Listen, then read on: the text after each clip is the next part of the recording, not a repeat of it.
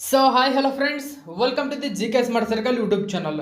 ಇವತ್ತು ನಾವು ಮೇ 20, 2022 ಪ್ರಮುಖ ಪ್ರಜಾವಾಣಿ ಮತ್ತು ಕನ್ನಡದ ಇತರೆ ಎಲ್ಲ ಪೇಪರ್ನ ಪ್ರಮುಖ ಮಾಹಿತಿಯನ್ನು ಕುರಿತು ಚರ್ಚೆ ಮಾಡೋಣ. ಹಾಗಾದರೆ ಇವತ್ತಿನ ಕ್ವಶ್ಚನ್ ನಂಬರ್ 1 ಏನಿದೆ ಅಂತ ನೋಡೋಣ ಬನ್ನಿ. ನೋಡಿ, ಕೇಂದ್ರ ಸಾಹಿತ್ಯ ಅಕಾಡೆಮಿ ಪ್ರಶಸ್ತಿ ಪುರಸ್ಕೃತ ಖ್ಯಾತ ಕರ್ನಾಟಕದ ಸಾಹಿತಿಯಾಗಿರ್ತಕ್ಕಂಥ DN ನಾಗಭೂಷಣರವರು ಇತ್ತೀಚೆಗೆ ನಿಧನರಾದರು. ಹಾಗಾದರೆ ಇವರು ಬರೆದ ಯಾವ ಕೃತಿಗೆ ಕೇಂದ್ರ ಸಾಹಿತ್ಯ ಅಕಾಡೆಮಿ ಪ್ರಶಸ್ತಿಯನ್ನು ನೀಡಿ ಗೌರವಿಸಲಾಗಿದೆ? ನೋಡಿ, ಇವರಿಗೆ 2021ರಲ್ಲಿ ಕೇಂದ್ರ ಸಾಹಿತ್ಯ ಅಕಾಡೆಮಿ ಪ್ರಶಸ್ತಿ ನೀಡಿ ಗೌರವಿಸಲಾಗಿದೆ. ಯಾವ ಕೃತಿಗೆ ಅಂದರೆ ನೋಡಿ, ಇವರು ಬರೆದಂತಹ ಗಾಂಧಿ ಕಥನ ಕೃತಿಗೆ 2021ನೇ ಸಾಲಿನ ಕೇಂದ್ರ ಸಾಹಿತ್ಯ ಅಕಾಡೆಮಿ ಪ್ರಶಸ್ತಿಯನ್ನು ನೀಡಿ ಗೌರವಿಸಲಾಗಿದೆ.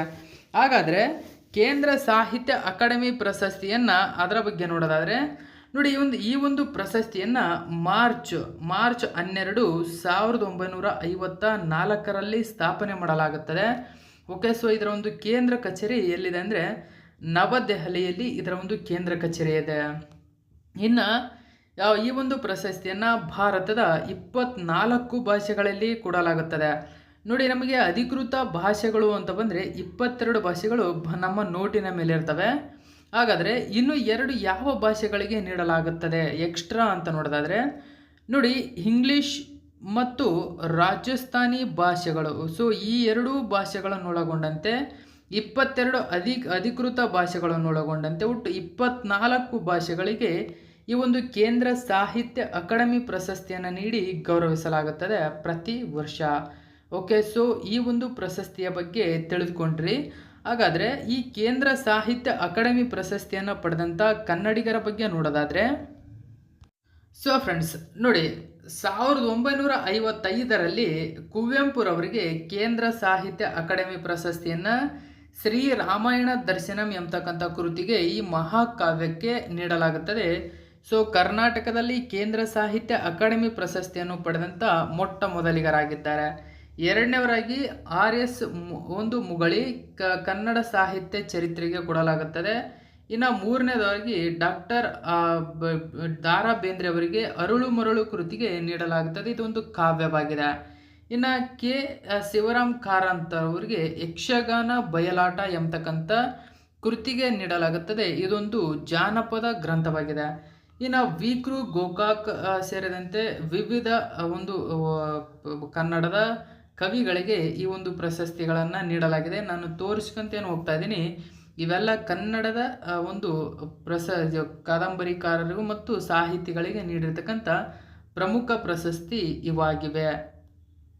ನೋಡಿ, ಇಲ್ಲಿ 2021ನೇ ಸಾಲಿನಲ್ಲಿ DS ನಾಗಭೂಷಣರವರಿಗೆ ಗಾಂಧಿ ಕಥನ ಎಂಬತಕ್ಕಂಥ ಕೃತಿಗೆ ಈ ಒಂದು ಜೀವನ ಚರಿತ್ರೆಗೆ ಇವು 2021ನೇ ಸಾಲಿನಲ್ಲಿ ನೀಡಲಾಗುತ್ತದೆ.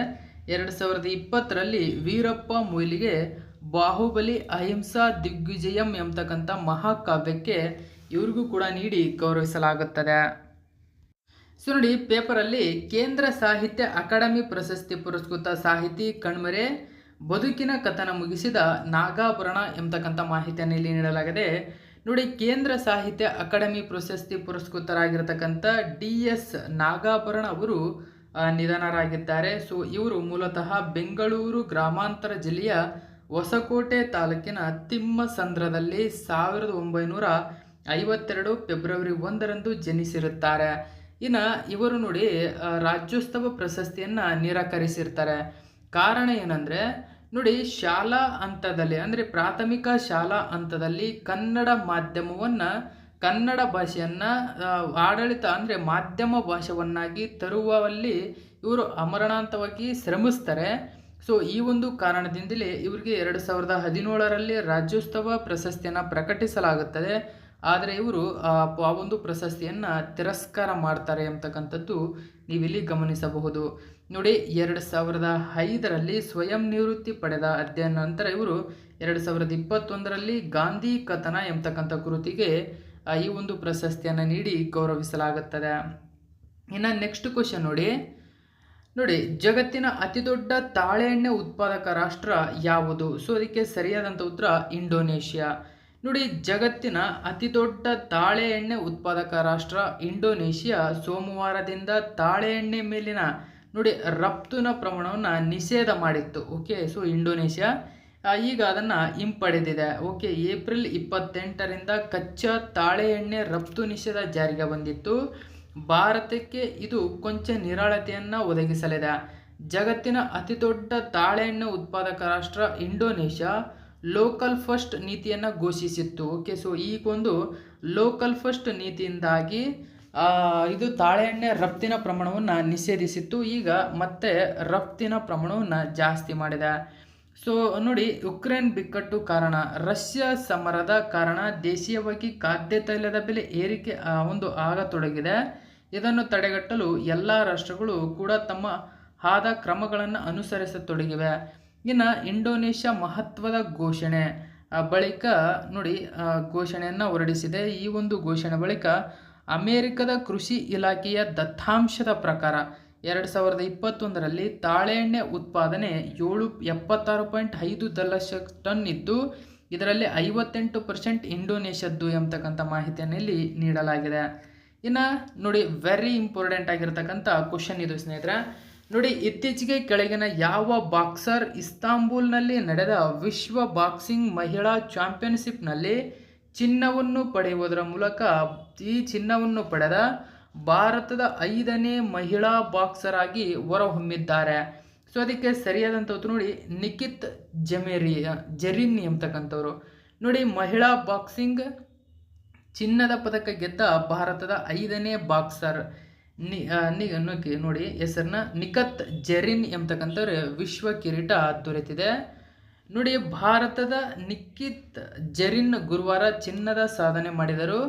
ಇಸ್ತಾಂಬುಲ್ನಲ್ಲಿ ನಡೆದ ವಿಶ್ವ ಮಹಿಳಾ ಬಾಕ್ಸಿಂಗ್ ಚಾಂಪಿಯನ್ಶಿಪ್ನಲ್ಲಿ ಇವರು 52 kg ವಿಭಾಗದಲ್ಲಿ ಈ ಒಂದು ಸಾಧನೆ ಮಾಡಿದ ಭಾರತದ 5ನೇ ಮಹಿಳಾ ಬಾಕ್ಸರ್ ಎಂಬ ಒಂದು ಬಿರುದಿಗೆ ಇವರು ಪಾತ್ರರಾಗಿದ್ದಾರೆ.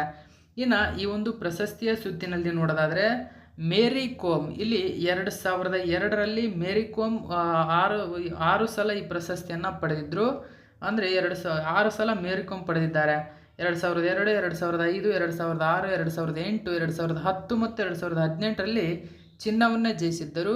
ಸರಿತಾ ದೇವಿ 2006, RL ಜೆನಿ 2006, KC ಲೇಖಾ 2006 ತಲಾ 1 ಬಾರಿ ಈ ಸಾಧನೆಯನ್ನು ಮಾಡಿದ್ದರು. ಸೊ ಈ ಮೂಲಕ 4 ಜನರು ಈ ಸಾಧನೆಯನ್ನು ಮಾಡಿದ್ದರು. 5ನೇವರಾಗಿ ಈ ಒಂದು ಮಹಿಳಾ ಚಾಂಪಿಯನ್ ಆಗಿರತಕ್ಕಂಥ ನಿಖತ್ ಜರೀನ್ 5ನೇ ಬಾರಿಗೆ ಈ ಸಾಧನೆಯನ್ನು ಮಾಡಿದ್ದಾರೆ ಅಂತಕ್ಕಂಥದ್ದು ಇಲ್ಲಿ ನೀವು ಗಮನಿಸಬಹುದು.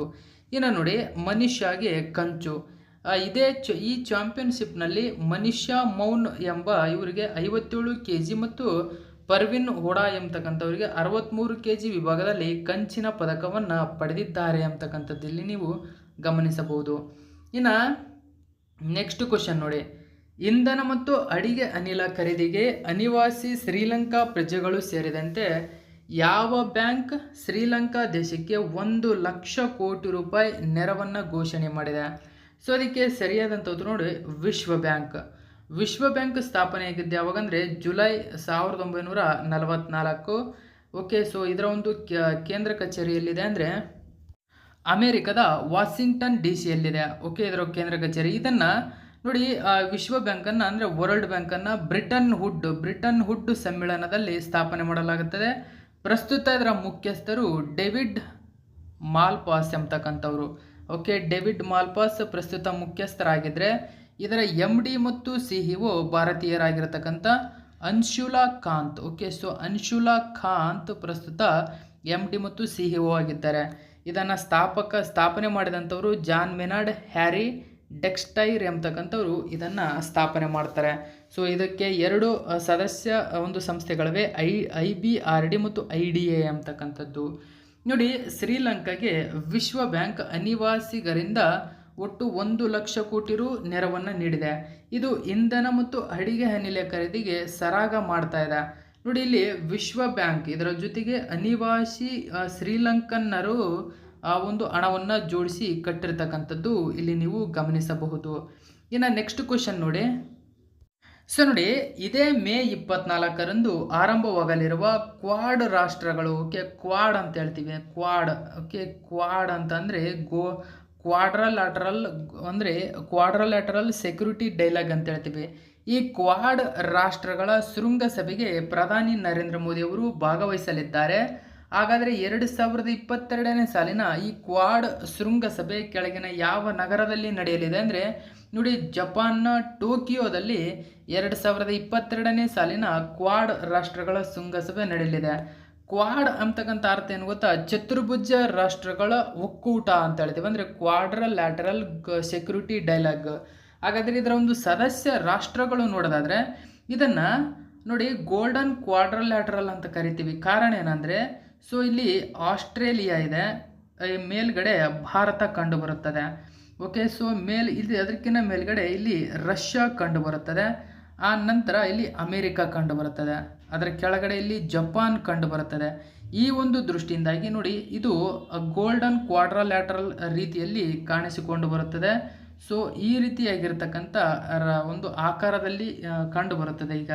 ಸೊ ಆ ದೃಷ್ಟಿಯಿಂದಾಗಿ ಇದನ್ನು ಗೋಲ್ಡನ್ ಕ್ವಾಡ್ರಲ್ಯಾಟರಲ್ ಒಂದು ಸಂಘಟನೆ ಅಂತ ಕರಿತೀವಿ. ಸೊ ಈಗ ಗೊತ್ತಾಗಿರಬೇಕು ಇದರ ಸದಸ್ಯ ರಾಷ್ಟ್ರಗಳು ಯಾವುವು ಅಂದರೆ Australia, Japan, America, Bharat, Russia ದೇಶಗಳು ಇದರ ಸದಸ್ಯ ರಾಷ್ಟ್ರಗಳಾಗಿವೆ.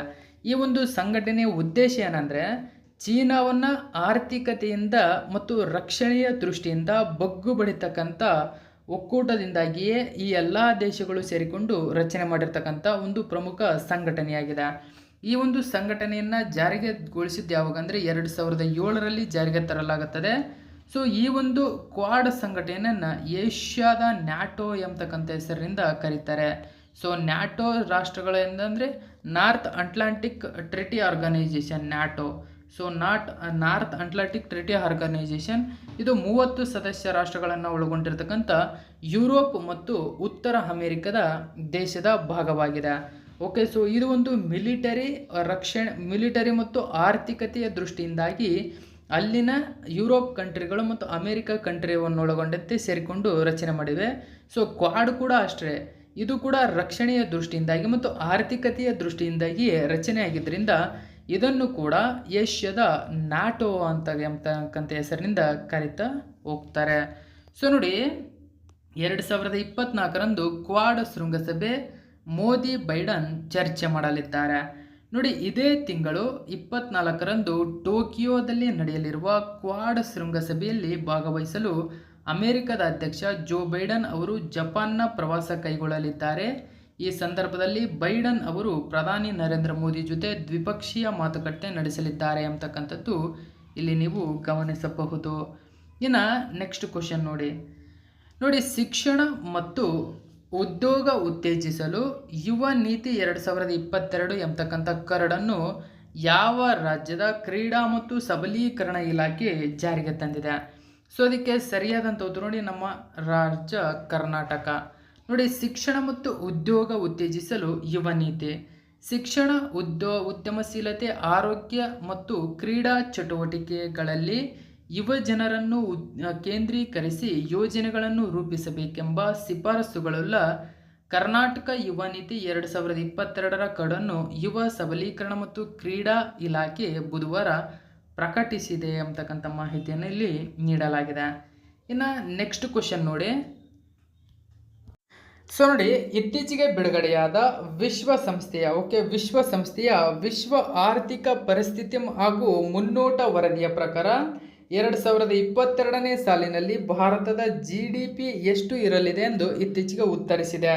ಸೊ ಅದಕ್ಕೆ ಸರಿಯಾದಂಥ ಉತ್ತರ ನೋಡಿ, ಆಪ್ಷನ್ ನಂಬರ್ 1 6.4%. ನೋಡಿ, ಜಾಗತಿಕವಾಗಿ ಹಣದುಬ್ಬರ ಮತ್ತು ಉಕ್ರೇನ್ ಮತ್ತು ರಷ್ಯಾದ ವಾರ್ನ ನಡುವೆಯೂ ಕೂಡ ಭಾರತದ ಆರ್ಥಿಕ ಪರಿಸ್ಥಿತಿ 2022ರಲ್ಲಿ ಉನ್ನತ ಮಟ್ಟದಲ್ಲಿರಲಿದೆ ಅಂತಕ್ಕಂಥ ಮಾಹಿತಿಯನ್ನು ವಿಶ್ವಸಂಸ್ಥೆ ಇತ್ತೀಚೆಗೆ ಪ್ರಕಟಣೆಯಲ್ಲಿ ಹೊರಡಿಸಿದೆ. ಸೊ ಭಾರತವು ಯಾವುದೇ ಕಾರಣಕ್ಕೂ GDP ರೇಟಲ್ಲಿ ಕಡಿಮೆಯಾಗುವುದಿಲ್ಲ ಎಂಬತಕ್ಕಂಥ ಮಾಹಿತಿಯನ್ನು ಇಲ್ಲಿ ವಿಶ್ವಸಂಸ್ಥೆ ಬಿಡುಗಡೆ ಮಾಡಿದೆ. ಹಾಗಾದರೆ ರೀಸೆಂಟಾಗಿ ನೋಡಿ, S&P ಗ್ಲೋಬಲ್ ರೇಟಿಂಗ್ಸ್ ಅಂತ ಹೇಳ್ತೀವಿ, S&P ಗ್ಲೋಬಲ್ ರೇಟಿಂಗ್ಸ್ ಬಿಡುಗಡೆಯಾಗಿದೆ. ಸೊ ಈ ಒಂದು ರೇಟಿಂಗ್ಸ್ ಏನಿದೆ ಸೊ ಭಾರತದ GDPಯನ್ನು 7.3%ಕ್ಕೆ ತಗ್ಗಿಸಿದೆ. ಮೊದಲಿದು 7.8% ಇರಲಿದೆ ಅಂತ ಹೇಳಿತ್ತು. 2022-23ಕ್ಕೆ 7.3%ಕ್ಕೆ ತಗ್ಗಿಸಿದೆ. ಇನ್ನು ರೀಸೆಂಟಾಗಿ ವಿಶ್ವ ಬ್ಯಾಂಕ್, ವರ್ಲ್ಡ್ ಬ್ಯಾಂಕ್ ಏನಿದೆ, ಸೊ ಇದು ಕೂಡ ಭಾರತದ GDP 2022-23ಕ್ಕೆ 8.7% ಇರಲಿದೆ ಅಂತಕ್ಕಂಥ ಮಾಹಿತಿಯನ್ನು ನೀಡಿತ್ತು. ಸೊ ನಿನ್ನೆ ಪರಿಷ್ಕರಿಸಿ ಇದನ್ನು 8%ಕ್ಕೆ ಕಡಿತಗೊಳಿಸಿದೆ. ಇನ್ನು IMF, ಇಂಟರ್ನ್ಯಾಷನಲ್ ಮಾನಿಟರಿ ಫಂಡ್ ಅಂತ ಹೇಳ್ತೀವಿ, ಇದು 2022-23ರಲ್ಲಿ ಭಾರತದ GDP ನೋಡಿ 9% ಇರಲಿದೆ ಅಂತ ಹೇಳಿತ್ತು. ಸೊ ಇದು ಕೂಡ ಭಾರತದ GDPಯನ್ನು 8.2% ರೀತಿಗೆ ತಗ್ಗಿಸಿದೆ.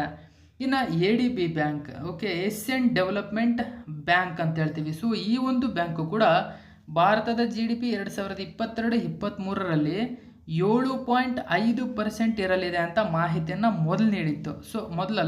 ಸೊ ಅಷ್ಟೇ ಅಂದಾಜು ಮಾಡಿದೆ, 7.5% ಇರಲಿದೆ ಎಂದು ಅಂದಾಜು ಮಾಡಿದೆ.